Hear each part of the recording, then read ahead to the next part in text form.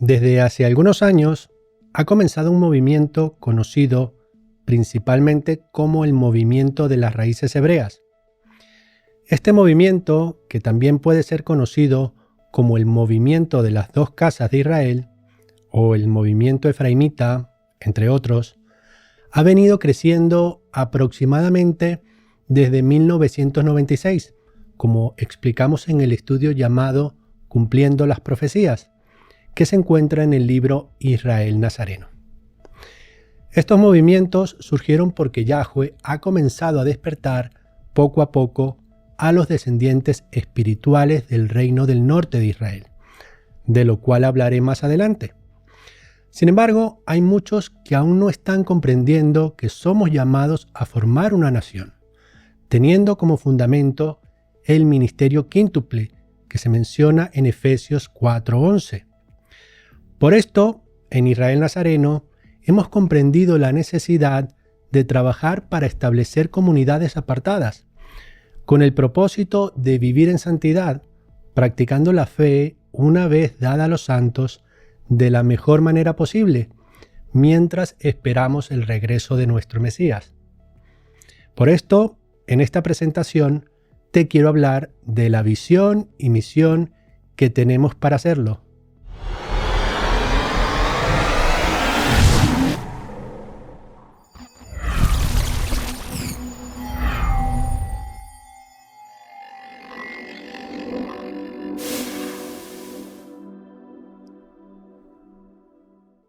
Shalom y bienvenidos a Israel Nazareno. Como mencioné hace un momento, en esta oportunidad quiero hablarte principalmente sobre nuestra visión y misión, y algunos puntos más. Para comenzar a hablarte de nuestra misión, antes necesito comentar varias cosas sobre la historia de Israel. Muchas cosas se pueden decir sobre la historia de Israel, pero para el propósito de este video podemos comenzar por decir que el pueblo de Israel estaba conformado por 12 tribus, o 13, si tenemos en cuenta que la tribu de José se dividió en la tribu de Efraín y la tribu de Manasés. Sin embargo, se suele decir que son 12 porque la tribu de Leví fue apartada para el sacerdocio, por lo cual no fue contada en la repartición de la tierra prometida. Como explicamos en el libro Israel Nazareno, estas 12 tribus luego se dividieron en dos reinos. El reino del norte era conocido como la casa de Efraín, o la casa de Israel, o la casa de José, mientras que el reino del sur era llamado la casa de Judá. En términos generales, el reino del norte está representado hoy por los cristianos, mientras que el reino del sur está representado hoy por los judíos. En realidad, esto es algo más complejo, pero es una buena representación en términos generales. Originalmente, en el desierto del Sinaí, Yahweh dio a las 12 tribus un conjunto de instrucciones, conocida hoy como Torá. Sin embargo, para el año 732 antes de nuestra era, las 10 tribus del norte, es decir, la casa de Efraín, ya no guardaba la Torá de Yahweh. Y no solo eso, sino que cayeron en idolatría, conforme podemos comprobar en Primera de Reyes 11 y 12. Por su desobediencia, la casa de Efraín fue tomada cautiva por el ejército asirio y luego fue llevada a lo que hoy conocemos como la dispersión asiria. Esto lo podemos comprobar en Segunda de Reyes 18, 11 y 12. Y el rey de Asiria tomó cautivo a Israel y los llevó a Jalaj, en Asiria, en Jabor, junto al río Gozán, y en las ciudades de los medos, por cuanto no obedecieron a la voz de Yahweh, su Elohim, sino que quebrantaron su pacto, y todas las cosas que había mandado Moshe, siervo de Yahweh, no las recibieron ni las pusieron por obra. Sin embargo, debido a que los asirios estaban simplemente tratando de expandir su imperio, no solo llevaron cautivas a las 10 tribus del norte, sino que también llevaron cautivos a muchos de las 2 tribus del sur. Sin embargo, las tribus perdidas no regresaron después de la caída del imperio asirio, porque su cautiverio no solo era físico, sino también espiritual. En Israel Nazareno mostramos cómo las profecías nos dicen que las 10 tribus entrarían en cautiverio espiritual en Asiria durante unos 2730 años y cómo comenzarían a reaparecer cuando los 2730 años de cautiverio espiritual hubieran terminado. Esto es alrededor del 1996 al 2000 de nuestra era. Debido a que Babilonia conquistó a Siria posteriormente, también es correcto no solo decir que las tribus perdidas están cautivas en Asiria, sino que también están cautivas en Babilonia. Además de los efraimitas y judíos que fueron llevados cautivos por primera vez para Asiria, un segundo grupo de judíos fue llevado directamente al cautiverio en Babilonia. Esto ocurrió porque la casa de Judá tampoco obedecía completamente la Torá de Yahweh. Y debido a la desobediencia de la casa de Judá, Yahweh envió al ejército de Babilonia para destruir el templo y llevarlos al cautiverio en Babilonia, conforme está registrado en Segunda de Reyes 25:11.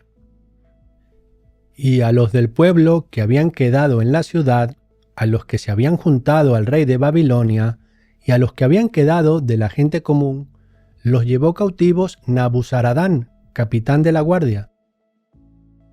Las cosas empeoraron mucho cuando Judá fue llevado al cautiverio en Babilonia. La Torá de Yahweh no nos dice qué hacer si somos llevados cautivos por desobediencia. Solo dice que el pueblo debe llevar sus diezmos y ofrendas al tabernáculo o al templo y dárselo a los levitas, para que tengan los fondos que necesitan para trabajar. Sin embargo, debido a que no había templo en Babilonia, no había lugar para que la gente trajera sus diezmos y ofrendas, por lo que el orden levítico colapsó.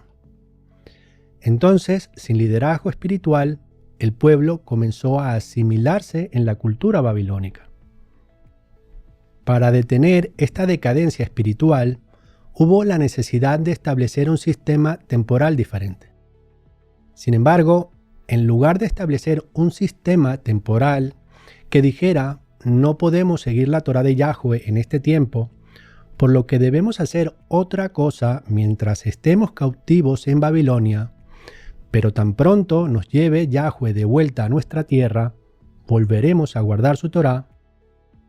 Los grandes hombres de la época comenzaron a enseñar algo completamente diferente. En lugar de enseñarle al pueblo que Yahweh le dio su Torá a Israel a través de Moshe y que deberían obedecer cuidadosamente solo los mandamientos de Yahweh, los rabinos comenzaron a enseñar que Yahweh le había dado la autoridad a Moshe para establecer la Torá para la nación de Israel por sí mismo, convirtiendo a Moshe en una especie de semidios.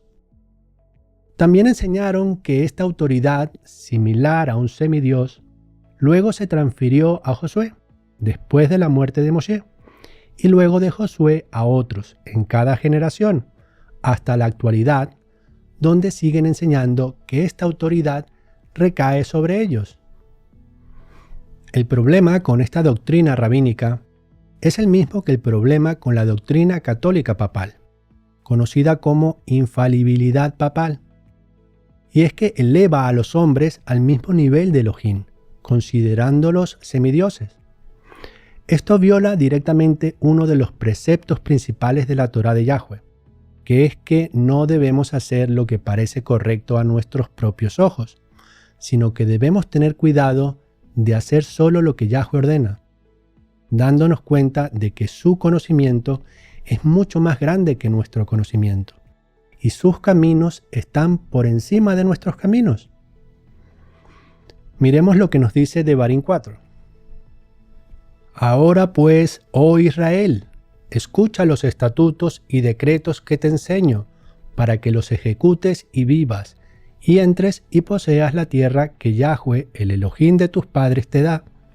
No añadirás a la palabra que te mando, ni disminuirás de ella, para que guardes los mandamientos de Yahweh, tu Elohim, que yo te ordeno. El resultado fue que aunque la ley rabínica de la Torá tiene muchas cosas en común con la Torá de Yahweh, efectivamente intenta elevar a los rabinos al mismo nivel que Yahweh. Esto en efecto es un engaño satánico, como lo descrito en Apocalipsis 2:9, que se refiere a esto como la blasfemia de los que dicen ser judíos y no lo son, sino sinagoga de Satanás. Esto porque les enseña a los israelitas a prestar atención a las leyes y tradiciones hechas por el hombre, en lugar de obedecer a Yahweh. Luego, después de 70 años de cautiverio, alrededor del 10% de los judíos regresaron a la tierra de Israel, en los días de Esdras y Nehemías. Sin embargo, todavía había un 90% que permaneció en el exilio en Babilonia, por lo que quedaron en cautividad espiritual en Babilonia. Sin embargo, incluso muchos de aquellos que regresaron a la tierra de Israel también estaban en un tipo de cautiverio espiritual, porque no regresaron a la Torá de Yahweh. Esto lo explicamos con más detalle en el libro Israel Nazareno. Debido a que el orden levítico rabínico era corrupto y que una gran mayoría de efraimitas y de judíos se perdieron, se asimilaron y se dispersaron en el extranjero, Yahweh envió a su hijo Yeshua para convertirse en el Mesías de Israel, quien comenzaría a liberar a los cautivos espirituales en el transcurso de los próximos 2000 años, en cumplimiento de la profecía encontrada en Isaías, que el propio Yeshua leyó en una sinagoga. Miremos. Yeshua vino a Nazaret, donde había sido criado, y en el día de Shabbat entró en la sinagoga conforme a su costumbre y se levantó para leer. Y se le dio el libro del profeta Isaías, y habiendo abierto el libro, encontró el lugar donde estaba escrito: El Espíritu de Yahweh está sobre mí, porque me ha ungido para predicar el evangelio a los pobres. Me ha enviado para sanar a los quebrantados de corazón, para proclamar libertad a los cautivos y sanar la vista a los ciegos, para devolver la libertad a los oprimidos, para proclamar el año aceptable de Yahweh. Y enrollando el libro, lo dio al encargado y se sentó, y los ojos de todos en la sinagoga estaban fijos en él.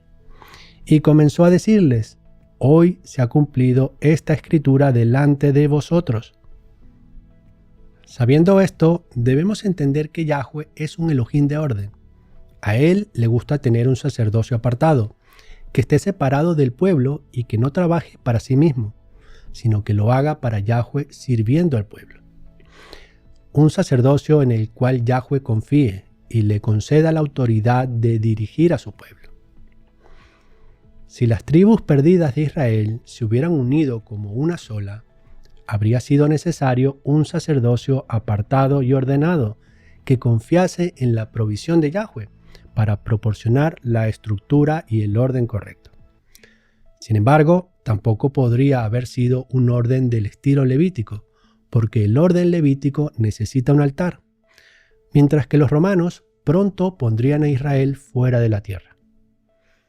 Por lo tanto, Yeshua estableció un orden de Melquisedec renovado, que enseña los mismos principios y preceptos que la Torá dada a Moshe, aunque las leyes, estatutos, ordenanzas y juicios se manifiestan de manera diferente, ya que la base de la autoridad en el orden de Melquisedec es la misericordia y la máxima confianza en Elohim, en lugar del castigo y del juicio legal.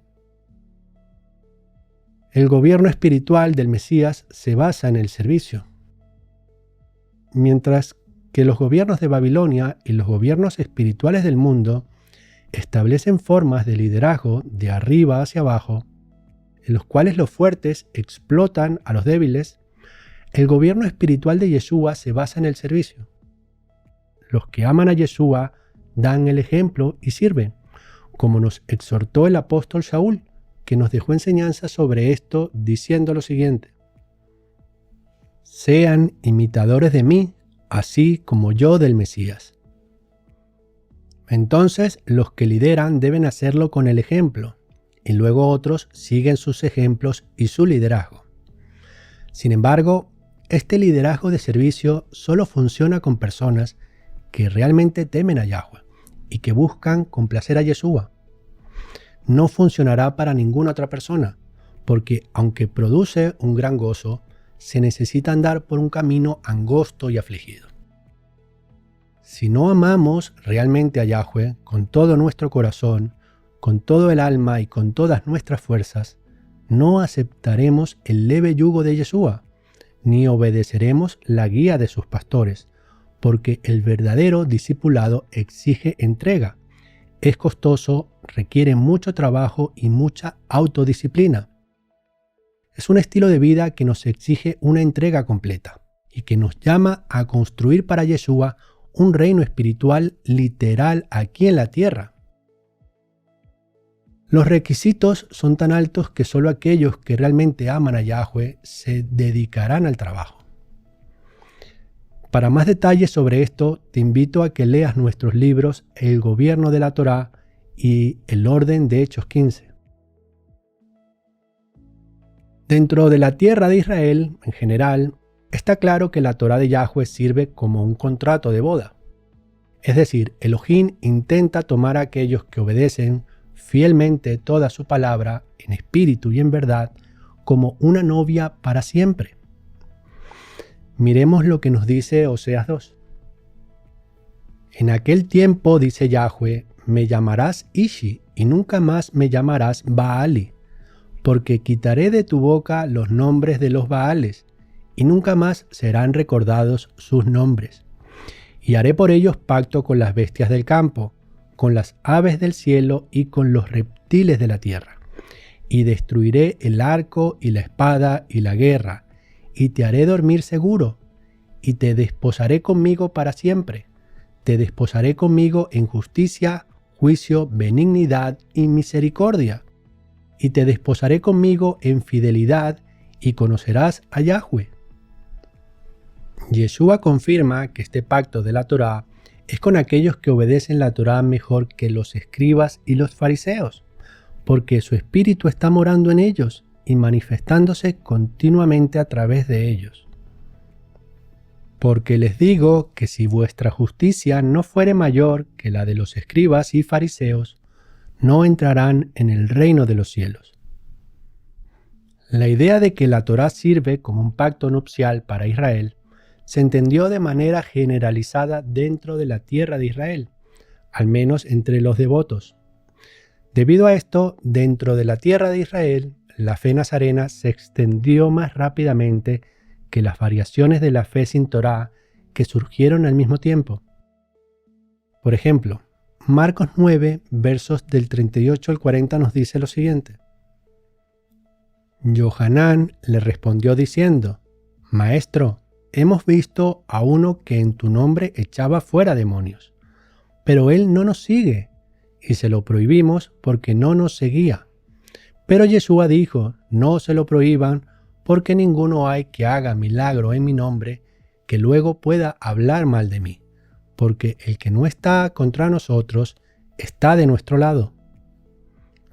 Sin embargo, a medida que la fe se extendió fuera de la tierra de Israel, los creyentes sin identidad israelita que se encontraban dispersos no siempre entendieron la necesidad de someterse completamente al estilo de vida de la Torá, por lo que las diferentes creencias sin Torá comenzaron a crecer mucho más rápido que la fe nazarena.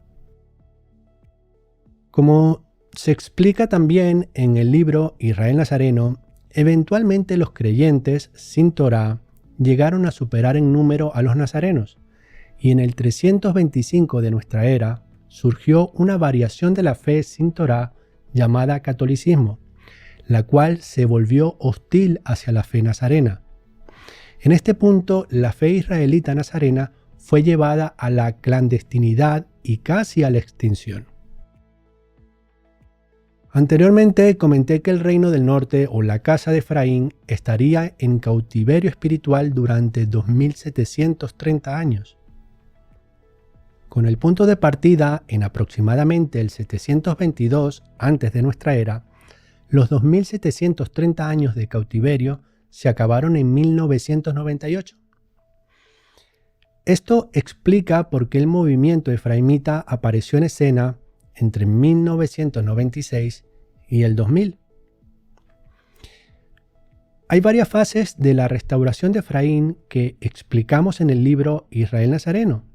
Sin embargo, el primero de ellos es el arrepentimiento del hijo pródigo, que representa la reforma protestante. En la parábola del hijo pródigo, el hermano mayor representa a Judá, quien todavía está con el padre, es decir, con la adoración israelita.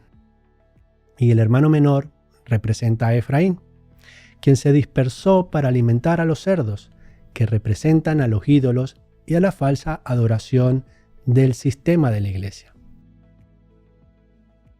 Un día, el hijo pródigo vuelve en sí y se da cuenta de que sería mejor para él humillarse y regresar a la casa de su padre, que representa a la Torá y a Israel, antes de permanecer en el sistema de la iglesia de Babilonia. Este giro se manifestó por primera vez en la Reforma Protestante en el 1517, cuando la imprenta hizo posible que cada hombre tuviera su propia copia de las Escrituras y leyera las Escrituras por sí mismo. Esto condujo a un aumento en el conocimiento, pero lamentablemente también condujo a la fragmentación del cuerpo del Mesías, lo cual es contrario a las Escrituras, por lo tanto no es deseable, pero en este caso fue necesario. Luego, en 1863, el hijo pródigo se acercó un paso más a su hogar con la formación de la Iglesia Adventista del Séptimo Día, que restauró parcialmente el Shabbat en el séptimo día. Ciertas ramas de la Iglesia Adventista del Séptimo Día luego restauraron las fiestas, y hoy en día uno puede encontrar adventistas del séptimo día que afirman obedecer la Torá, aunque en realidad no lo hacen, porque para obedecer la Torá uno tiene que identificarse como un israelita, más que como un cristiano.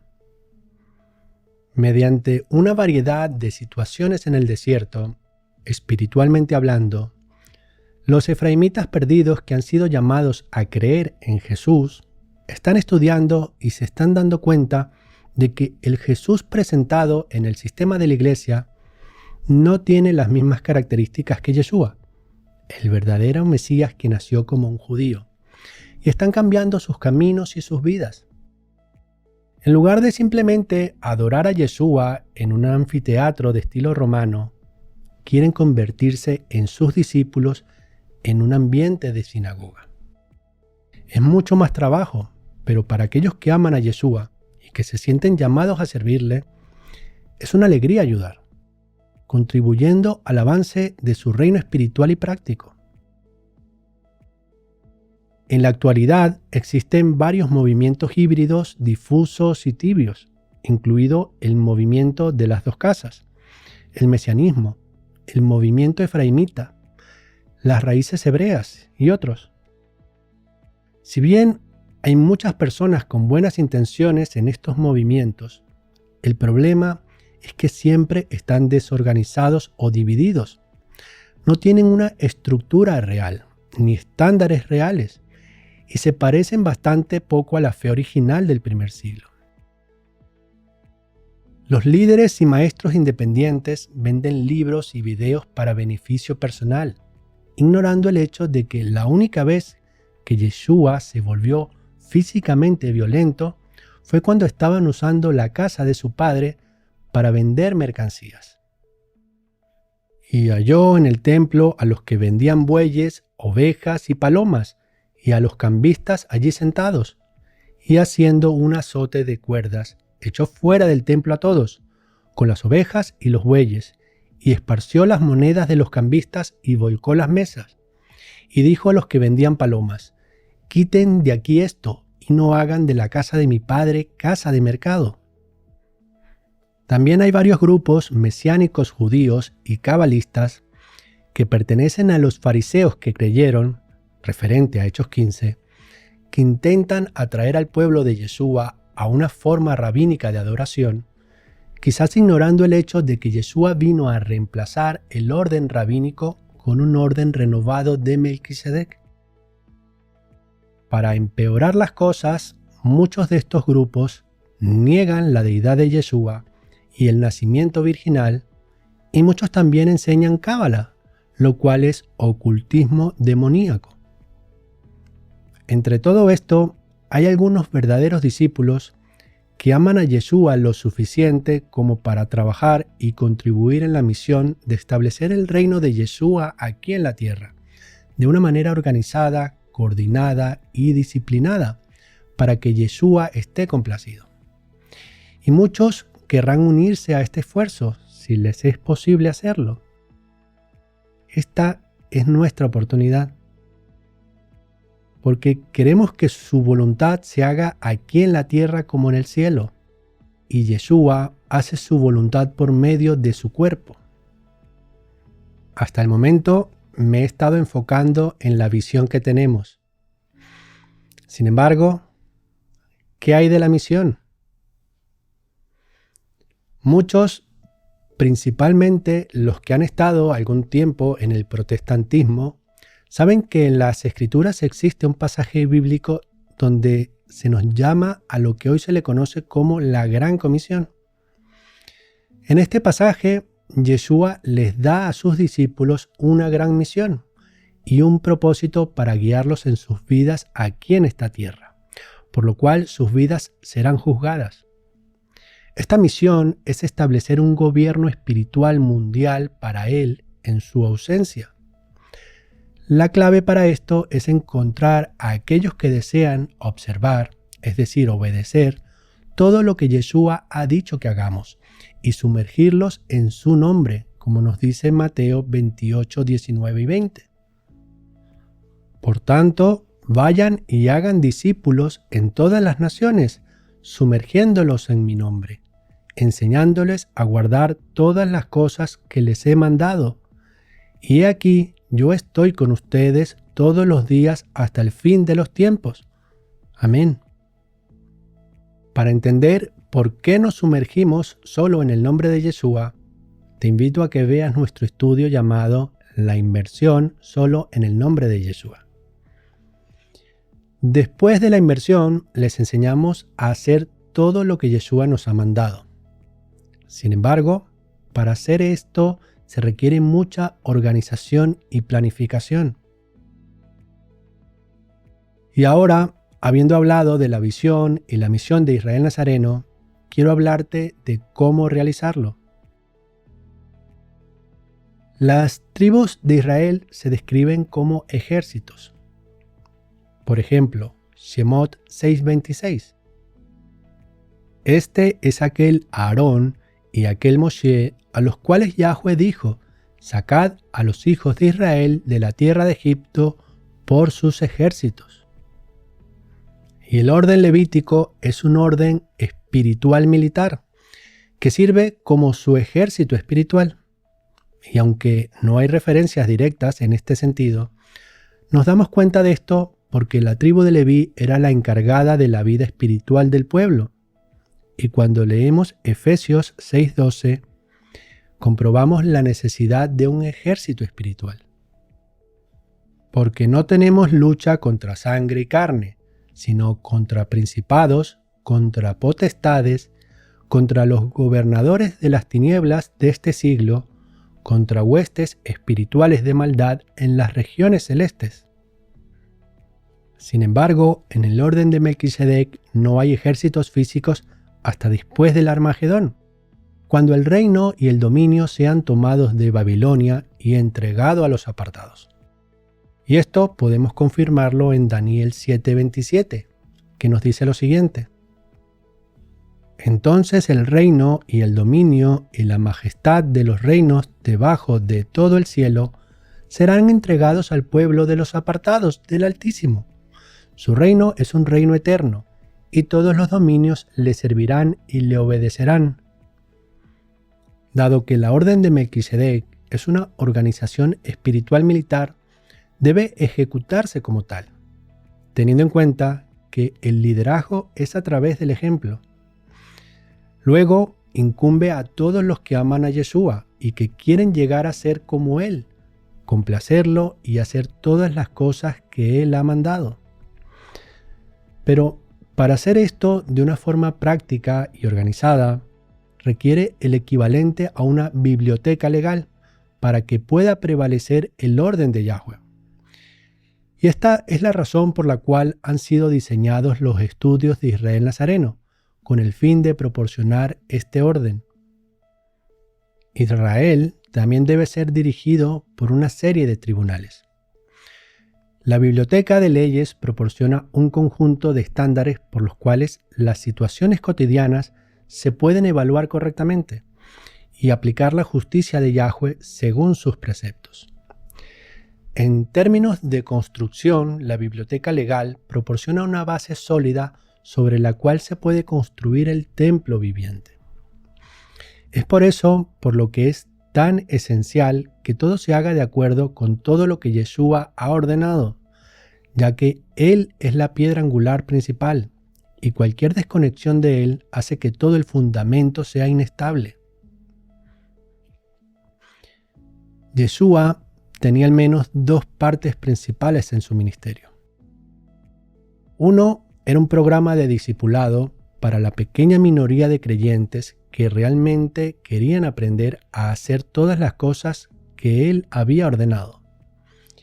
Y el otro era un mecanismo por el cual los discípulos alimentarían a la gente como el sacerdocio de Melquisedec. Ambas partes son necesarias. El sacerdocio sirve y alimenta a las personas espiritualmente, mientras que las personas alimentan y apoyan materialmente al sacerdocio. Fijémonos lo que dice Romanos 15, 26 y 27. Porque a los de Macedonia y Acaya les pareció bien hacer una ofrenda para los pobres que hay entre los apartados que están en Jerusalén, pues les pareció bueno y son deudores a ellos, porque si los gentiles han sido hechos participantes de sus bienes espirituales, deben también ellos ministrarles de los materiales. Entonces, después de tener al menos los elementos básicos de la biblioteca de leyes en su lugar, los programas de discipulado y evangelismo pueden comenzar en serio. Los vendedores de libros generalmente operan como ministerios de un solo hombre, y la única vez que se reúnen es para ayudarse mutuamente a vender sus libros y videos a la gente. Sin embargo, no siempre es posible que trabajen juntos a largo plazo, ya que la cooperación interfiere con el motivo de lucro en el que normalmente se basan sus ministerios. Alternativamente, algunas denominaciones logran trabajar juntos a largo plazo, pero solo lo hacen al enseñar un camino amplio y fácil que conduce a la destrucción. Ninguno de estos es lo que Yeshua enseñó, por lo que ninguno de estos es adecuado para los israelitas nazarenos. En la medida que Yahweh haga crecer a Israel nazareno con integridad, atraeremos más y más discípulos verdaderos, y algunos de estos serán llamados al liderazgo de servicio. Si bien lo principal es siempre el llamado y la unción del Espíritu, también debe haber un cierto grado de educación y certificación para el nombramiento de otros líderes y ancianos, para asegurarse de que los que son nombrados enseñen de acuerdo con una sana doctrina.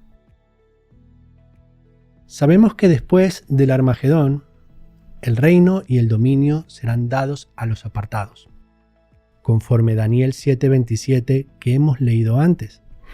Y podemos ver otro ejemplo en Apocalipsis 2, 26 y 27. Al que venciere y guardare mis obras hasta el fin, yo le daré autoridad sobre las naciones, y las regirá con vara de hierro, y serán quebradas como vaso de alfarero, como yo también la he recibido de mi Padre. Sin embargo, mientras esperamos la gran tribulación, uno de los principales objetivos es hacer materiales impresos y grabados que los ancianos locales puedan usar para alimentar a sus rebaños, en cualquier momento o lugar donde haya persecución. Como mencioné anteriormente, después del Armagedón, el reino y el dominio serán dados a los apartados. Sin embargo, habrá muchas cosas que sucedan entre hoy y ese momento, por lo que nuestro enfoque siempre debe estar en el punto donde estamos. Es bueno saber lo que está por venir, pero necesitamos enfocarnos en lo que necesitamos hacer en el lugar y el tiempo donde nos encontramos. Como se explica en parte de nuestros escritos, a medida que continuamos avanzando en los últimos tiempos, creemos que Judá y Efraín irán trabajando cada vez más juntos en varios niveles políticos. Sin embargo, según la profecía, el caballo negro seguirá siendo secretamente hostil hacia los nazarenos y cristianos de todo tipo, a nivel eclesiástico, al menos hasta que Babilonia caiga en la séptima trompeta.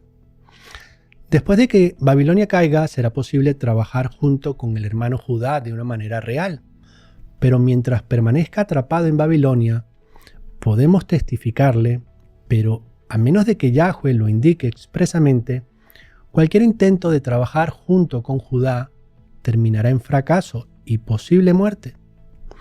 Por lo tanto, evitamos respetuosamente la alianza de Génesis 35 y simplemente oramos por todas las partes involucradas.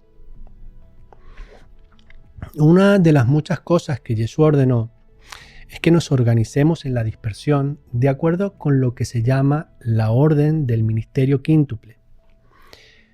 Este es un medio de organización mediante el cual los que sirven más, sobre todo los más fieles, lideran con el ejemplo, y todos los que aman a Yeshua los apoyan en esta tarea como puedan. Este ministerio está basado en Efesios 4, versos del 11 al 13. Y él mismo constituyó a unos apóstoles, a otros profetas, a otros evangelistas, a otros pastores y maestros, con el fin de equipar a los apartados para la obra del ministerio y para la edificación del cuerpo del Mesías, hasta que todos lleguemos a la unidad de la fe y del conocimiento del Hijo de Elohim, a un varón perfecto, a la medida de la estatura de la plenitud del Mesías. La doctrina para toda la comunidad debe ser establecida por lo que se llama la fundación apostólica. Esto se conoce con varios nombres, como el Beit Din Gadol, siendo su traducción más exacta la gran casa de juicio, y que puede ser llamada como el gran tribunal o el gran consejo, o también puede definirse como el consejo de apóstoles y ancianos. El llamado Consejo de Jerusalén de Hechos 15 fue una instancia de este consejo de liderazgo. Y se reunieron los apóstoles y los ancianos para considerar este asunto. El Beit Din Gadol, o Consejo de Apóstoles y Ancianos, debe estar conformado por los principales apóstoles del sacerdocio y los principales ancianos congregacionales. Normalmente, cada uno de estos tendrá el don de un apóstol o quizás también un profeta, porque los apóstoles y los profetas son por definición las dos clases de dones que pueden escuchar la voz de Yahweh y hablar de acuerdo con una doctrina limpia. Esa es también la razón por la que se les puede confiar la tarea de aconsejar la dirección y la doctrina del cuerpo. Y es porque escuchan Elohim y le obedecen. Y este enfoque lo vemos reflejado en Efesios 2, versos del 19 al 22. Así que ya no son extraños ni extranjeros, sino conciudadanos de los apartados y miembros de la familia de Elohim, siendo edificados sobre el fundamento de los apóstoles y profetas, siendo la principal piedra angular el mismo Yeshua, en quien toda la estructura, bien coordinada, va creciendo para ser un templo apartado para Elohim, en quien ustedes también son juntamente edificados para morada de Elohim en el Espíritu. El liderazgo del Beit Din Gadol recae sobre el Nasi principal. Normalmente es seleccionado por el Espíritu porque proporciona liderazgo y dirección para toda la organización. A su vez, existen los llamados Beit Din Katan, que deben estar conformados por los líderes de cada rama, que pueden ser definidas por idioma o por región, y el liderazgo recae sobre el Nasí de cada rama. Es importante aclarar que ningún rol o posición garantiza su permanencia. Cualquier rol debe estar sustentado por el servicio y el ejemplo. Por lo tanto, es mejor dejar las posiciones sin cubrir que ocuparlas con aquellos que no están calificados. La parte más difícil de todo esto es establecer asambleas limpias. Para ayudar a esta situación, Israel Nazareno está trabajando en diversos estudios para los creyentes, que son publicados en nuestro sitio web con el propósito de unir a todos los discípulos de acuerdo con las doctrinas que hemos aprendido en nuestros estudios de los últimos años. Esperamos que con esta presentación los creyentes en diferentes lugares puedan comprender el propósito, misión y visión de Israel Nazareno conforme a las Escrituras. Shalom.